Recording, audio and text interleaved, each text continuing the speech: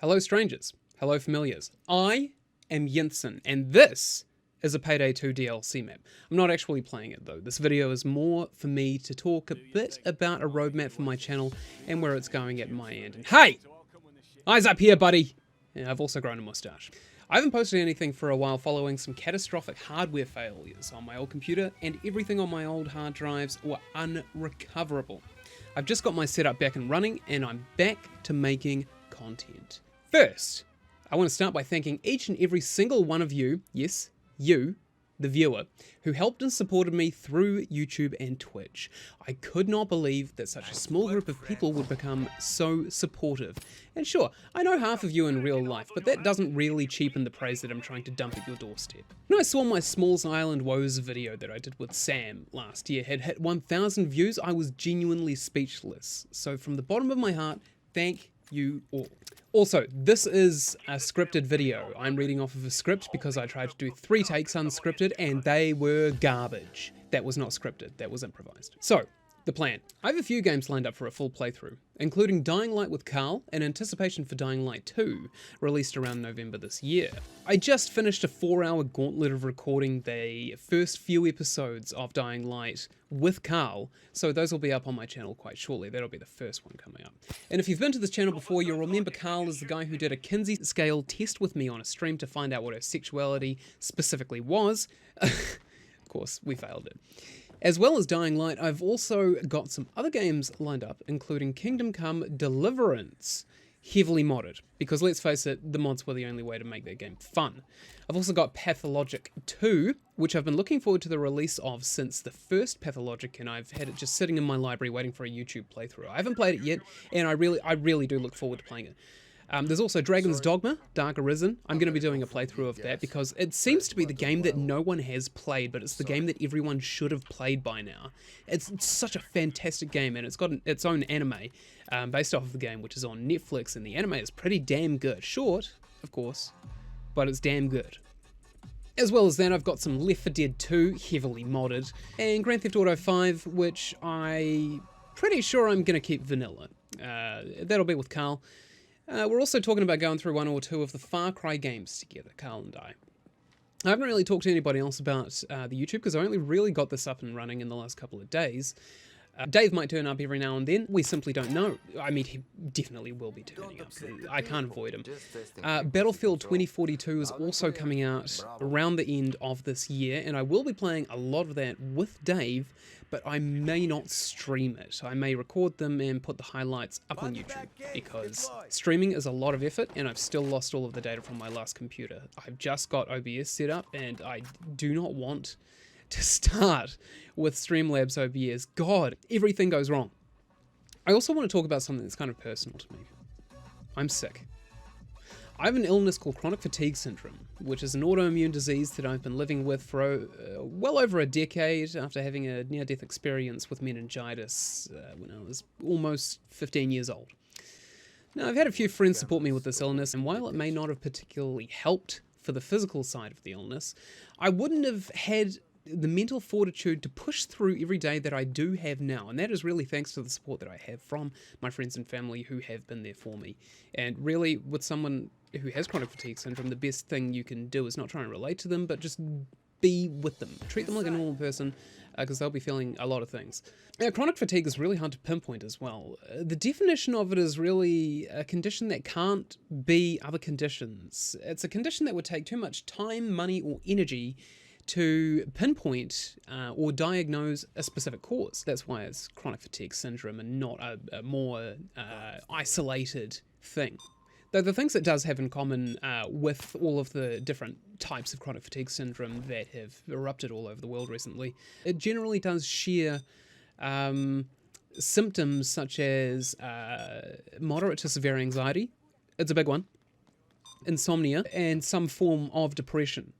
To have all 3 of those things working together is just debilitating. The reason I bring it up is not to bait you, the viewer, into subscribing to my channel, although do subscribe to my channel, or to buy an $80 t-shirt from me, like I'm not Kanye West. But I saw some scary statistics quite recently that said that of all the people who lived in the US and survived the spicy cough, just under a third of them recovered with chronic fatigue syndrome. That's a lot of people, like a lot of people. If you know people who are suffering from chronic fatigue, send them my way. Just do it. Don't think twice, just send them to me. I know a lot of cheeky cheats to kick the condition in the nuts and at the very least not feel so alone, because it can be incredibly alienating to start feeling things and then have them become normal for yourself and not anyone around you could understand having to power through them. And they can be difficult things. For example, when I started getting really bad with the chronic fatigue syndrome, I'm not really proud to admit this, but there were nights where I would crawl physically to the bathroom. I couldn't stand on my legs. I would crawl to the bathroom just to vomit. A few months later and a few experiences with stumbling and crawling through the hallways to vomit in a toilet, I learned and I got a bucket. And since then, every now and then, I use the bucket. It's really that easy. And that was not scripted, that actually happened. The rest of this is in fact scripted because when I do talk about the illness, again, not now, it's still not scripted. When I do talk about the illness, it can be very, very difficult and it dredges up a lot of emotions for me as somebody who has powered through this and as somebody who understands that the medical community don't give a fuck about people like me, and that's just very plain and simple. The mental health communities are trying to say it's all mental health, and physical health communities are trying to say it's all physical health. It's not. It's both. It's really both. And people don't seem to understand that you need a balance of the two to recover from these things. And the people that I've known who have overcome chronic fatigue, luckily did not get to the point where they were crawling to the bathroom to vomit, obviously, but they did. They felt so different from everyone around them, and it's heartbreaking to think of that there are people out there who are just like me, scared, alone, and going through these things that they just don't understand.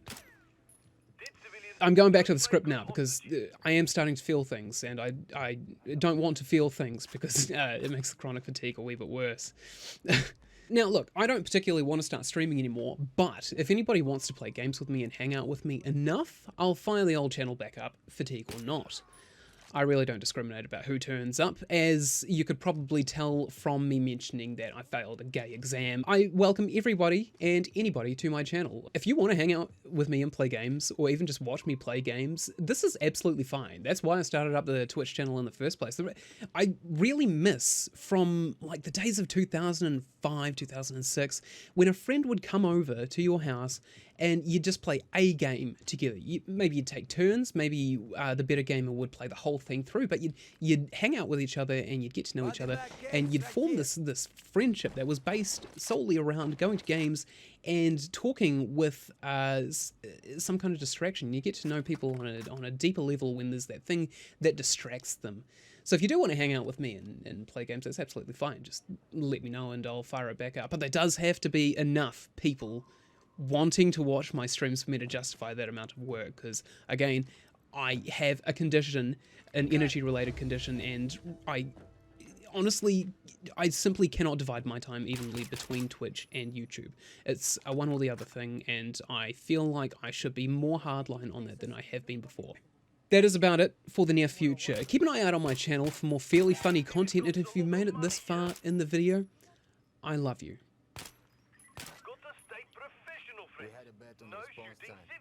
Okay, maybe not like love, but definitely like a platonic viewer to tuber kind of relationship.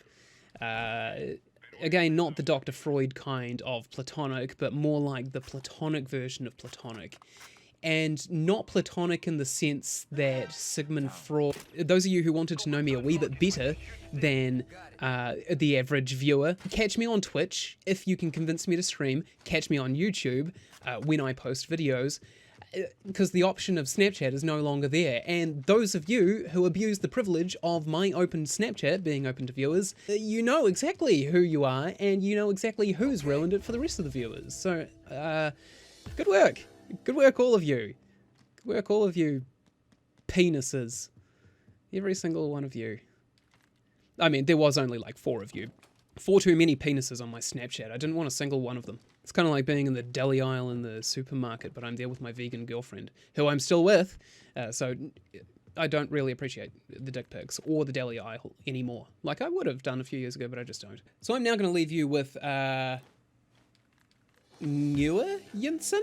I'm actually recording this before I record the gameplay that's going to go in the background of this video. So I guess it'll be future Yinsen that I leave you with, but you as the viewer, you will still see the future Yinsen as past. So current Yinsen, your past Yinsen, first past Yinsen, is going to go now and leave you in the capable hands of past Yinsen 2.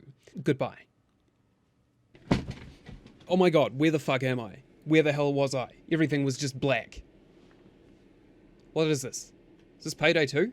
Oh man, is this hell? Is this hell? I'm really good at this, but is this hell? Looks like the bank. Looks like the Mexico bank. I remember this building from a movie that I'm pretty sure I've seen. Okay. Well, looking at the timestamp, it's about 10.5 minutes. I imagine by now I would have annihilated the security, maybe even cleared the entire bank. It does seem that way. So what am I doing? Okay, well, let's run through the checklist that would ordinarily set off the alarm. So I need to disable the red and the yellow lights. I think I was in the process of doing that when I just kind of came in from the ether, from nowhere. Man, that was terrifying. It was like hell. Okay, where is it? Where's the worksheet that has all the colors on? Okay, I need red and yellow. Pro tip, if the first numbers are all different, you don't actually need to remember the rest of the numbers because they don't vary at all from these. So I need red, 279, and yellow, 338. So I just remember 2 and 3. If I see a 2 at the start or a 3 at the start, I clip them. That's easy. That's easy enough. I can do that. I will do that. And if I see any guards as well, you'll be... I don't think there are going to be any guards, but if there are any guards left alive from when I was back off in purgatory, you can be sure that I'll clip them too. Man, where the hell are these whatchamajiggies? Where are all the boxes? Got to all be on the second floor, right?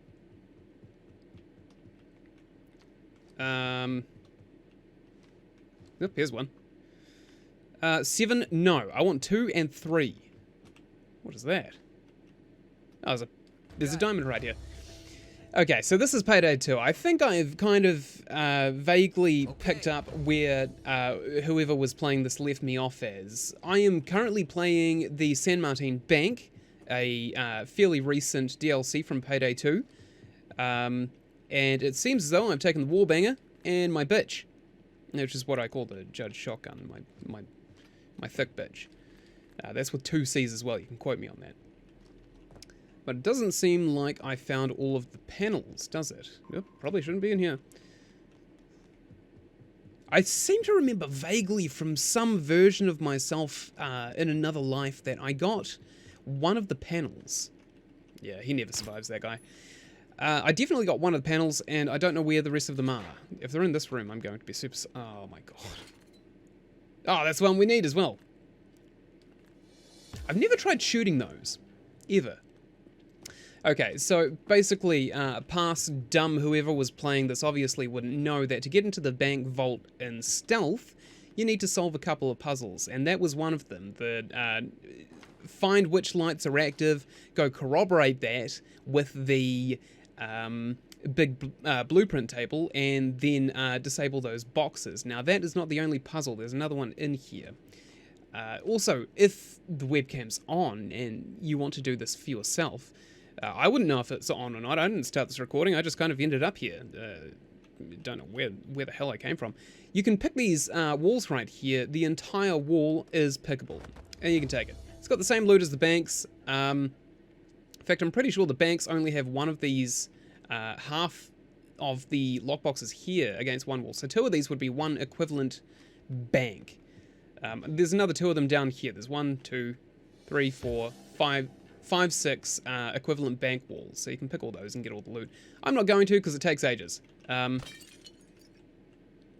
Surprised that doesn't set off an alarm. This is the second puzzle. Basically, we need to find out who the person managing the vault code is.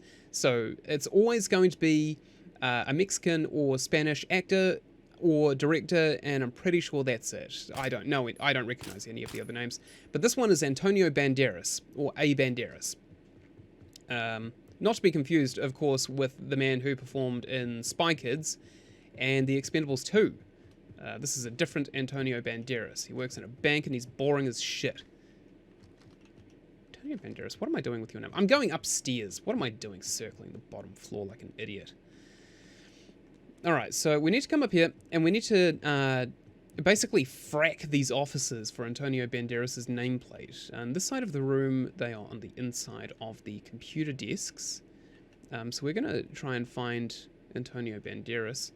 BB Rodriguez, no. M. Zamora, no. I don't think it's on this side. So there's another few of them over here. J. Lorenzo, don't know. Arnadal, no, don't know. G. Iglesias, pretty sure I don't know. Ukuburo, I think I'm saying that right. I really don't know. R.R. Mendoza, A. Banderas. So we want to hack this computer. And we want to sit in A. Banderas' chair and balk his wife if we have a chance. Because quite frankly, if she can't tell a gun-toting thief wearing a gigantic mask from her husband, she probably deserves it. She probably deserves a bit of home-wrecking. So who's this? This is the only name we didn't check. G. Del Toro. I know who he is. He directs a lot of movies. And he co-produced with Norman Reedus Death Stranding, which had an unusually successful social element to the game. Okay, so 6688, we want to remember this because that's what we want to punch into the vault. It's never always going to be that number. In fact, I think that's the only time I've rolled two double numbers. But we want to take this down all the way to the vault, 6688, and we want to punch it into here. You'll get a different number. You always get a different number. And you want to punch it into these. And it can be really finicky with this keypad, so make sure you're looking exactly at what you press, because it's very easy to accidentally press a button that you don't want to press. Man, my streamer senses are really kicking in. I didn't even intend for this to be a tutorial, honestly. Like, I was just going to play this in the background of something, and for some weird reason I've just kind of spawned into reality here. God, I wonder if when this mission ends I'll cease to exist. I mean, what is real? Am I real?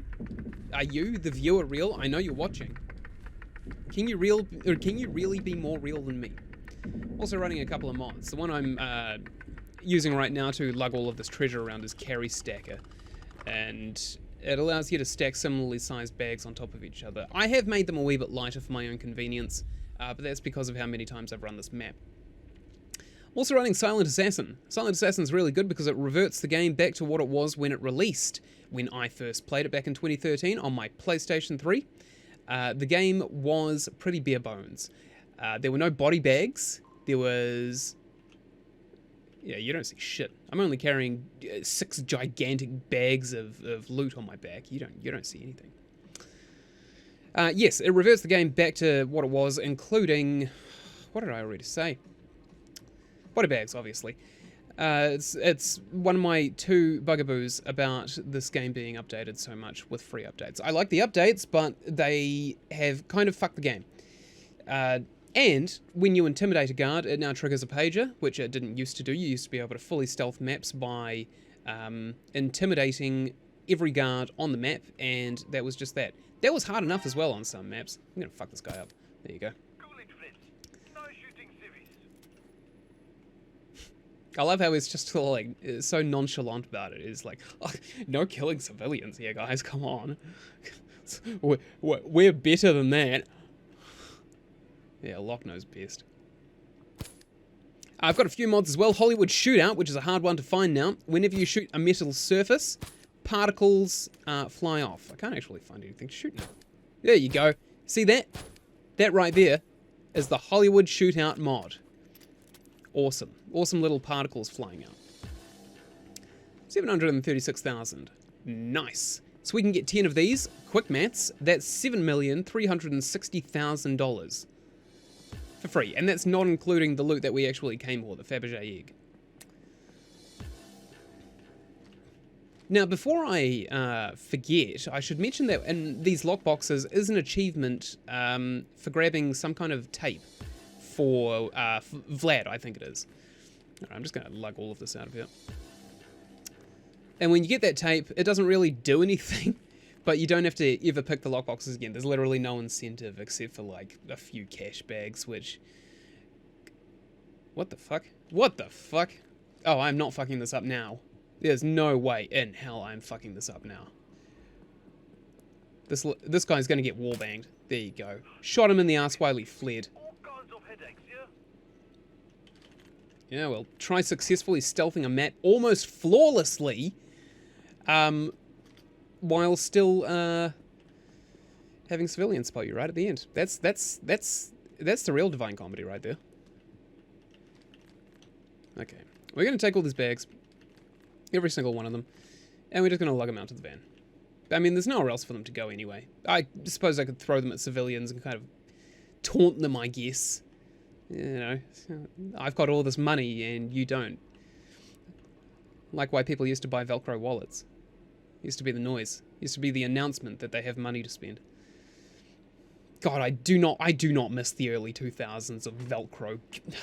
What an age to not live in. God, it sucked. Wait, can you knock these chairs over? Why are these ones knocked over? I'm pretty sure I shot someone into them, right? And that's why they're a mess? No? Weird. Wacky. Weird and wacky. Okay, so we're going to go over here. We're going to dump this loot, and then we're going to get out of here, because quite frankly, I have the achievement, and those lockboxes are simply not worth it. Yeah. I can click fast. Is he... Okay, first of all, is he smoking a joint? I have truly ruined this game with mods. If that's a mod. If it's a mod... If that's made by Overkill, shame on them. And also shame on them for this horrible blackface that they've done to Hoxton. He was the coolest character in the first Payday game. And now he's just like some doob smoking medic in a trench coat. What a jerk. Oh my god, what the hell is Sangra's wearing?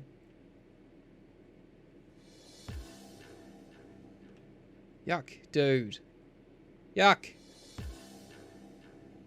Well, John Wick's looking pretty good from the neck down. Yeah, what he said. Okay, cool. So I got a wee bit of money for this one. I unlocked a reward for getting all the blue eagles.